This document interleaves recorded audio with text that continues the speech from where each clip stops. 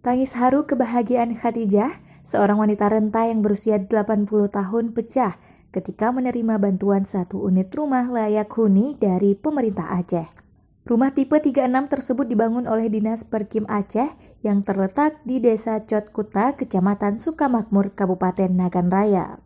Wanita yang berprofesi sebagai buruh tani tersebut tak kuasa menahan linangan air matanya yang seketika tumpah saat Wakil Ketua PKK Aceh itu menyambangi tempat tinggalnya.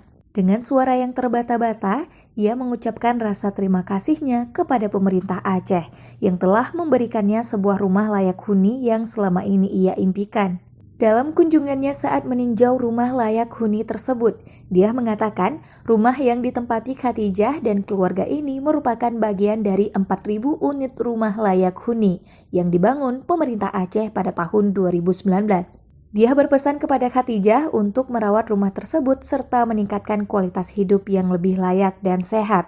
Untuk diketahui bahwa total rumah layak huni tahun 2019 di Kabupaten Nagan Raya, yaitu sebanyak 114 unit yang tersebar di 9 kecamatan.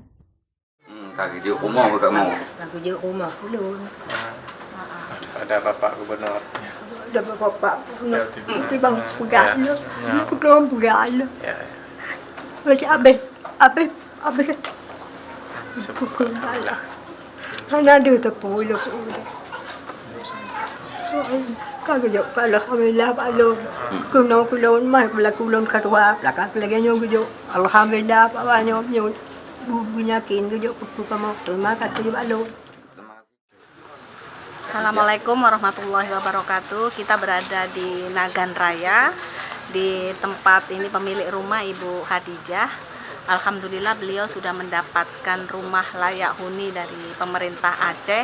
Satu di antara 4.000 lebih rumah layak huni 2019 yang telah diproduksi oleh pemerintah Aceh.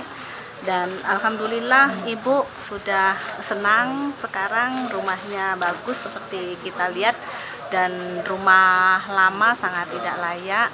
Mudah-mudahan dengan adanya rumah baru ini ibu dengan keluarga, dengan 1 anak dan juga dengan 1 cucu, mudah-mudahan lebih bersemangat dalam menjalani kehidupan ini dan lebih banyak rezekinya.